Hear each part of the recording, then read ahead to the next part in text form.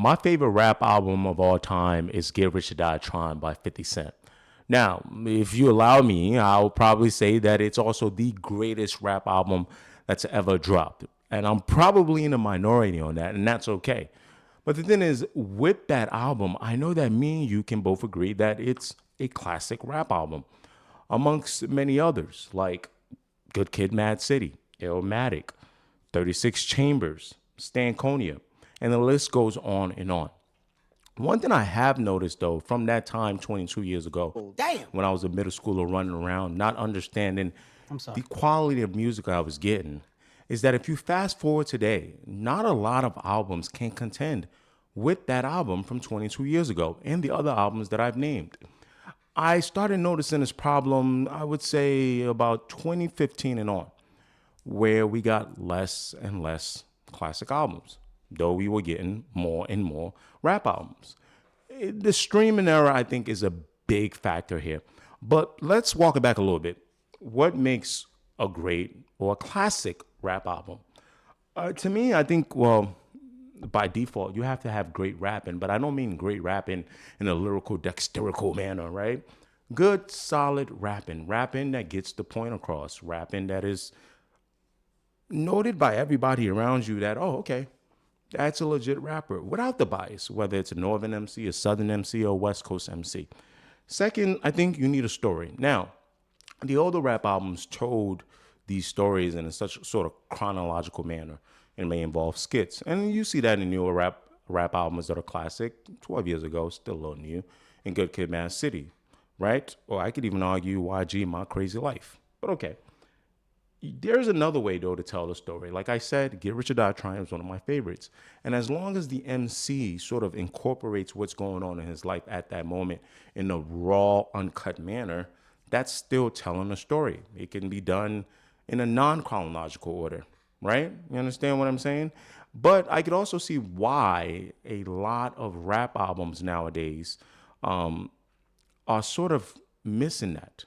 Because what's the incentive to tell a story? But walk that back a little bit. There was an incentive back then to tell a story because I believe we weren't in an over commercialized, get the number one hit record, dominate the charts world the way hip hop is today, right?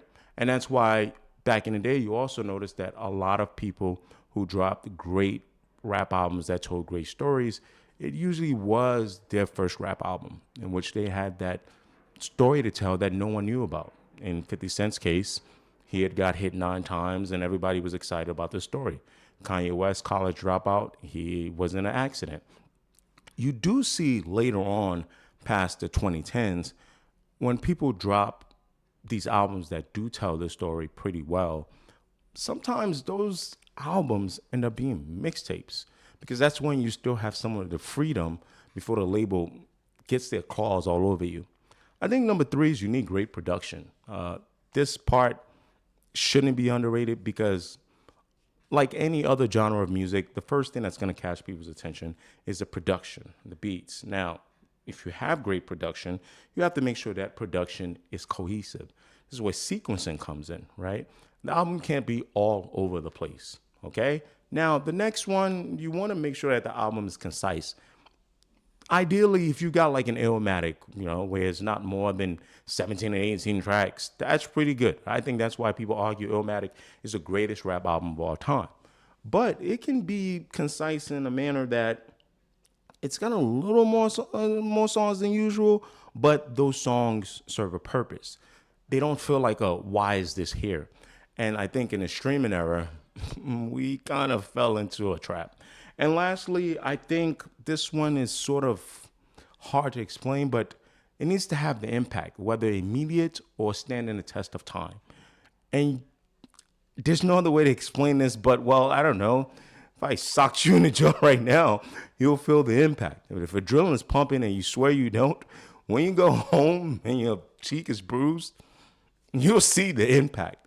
Now, with that said, that's what I'm looking for when I'm looking for a great classic rap album.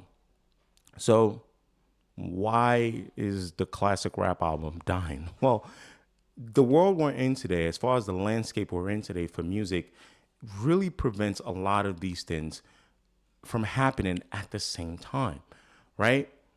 Number one, the streaming era really, really takes away the sort of emphasis on the story, the album being cohesive, and you probably should not even be trying to make a concise album, because the more songs you can sneak on that project, most likely the more streams you will get, which will transform into more sales, right? Transfers into more sales.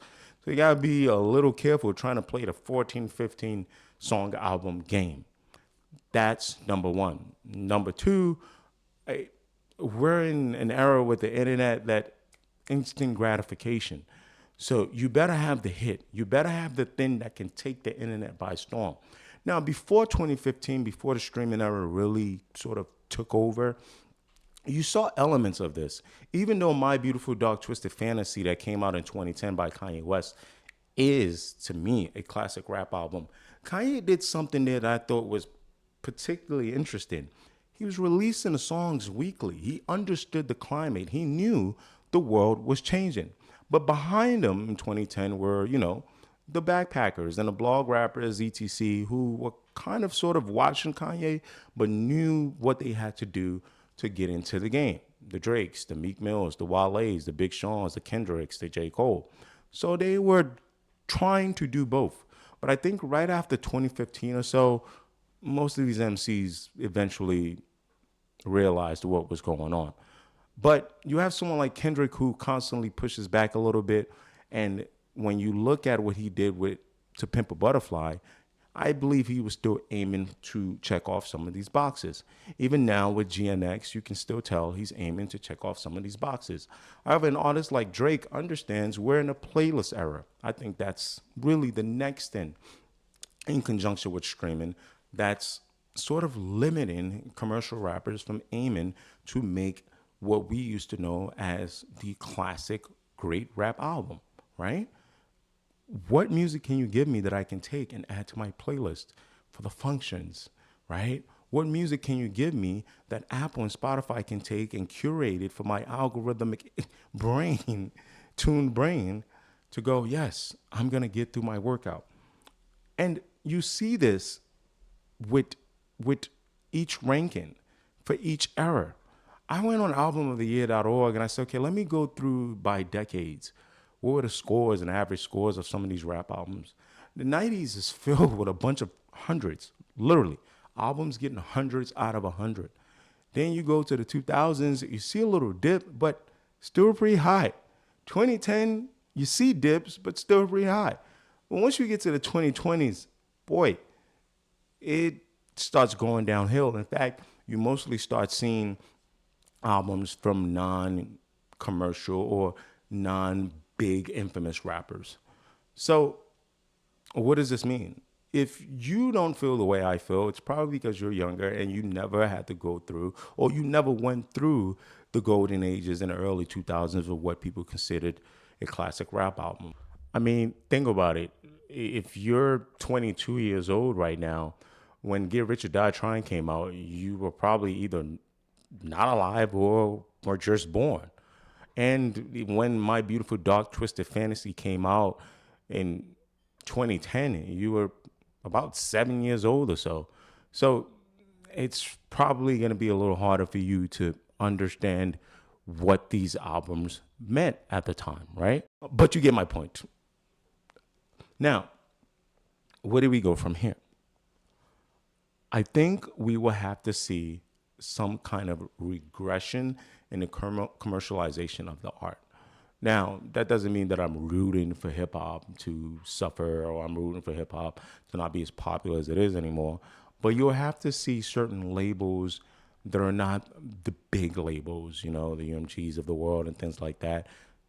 But they are still pretty profitable, pretty rich, and they're taking chances on MCs who do want to put this quality out.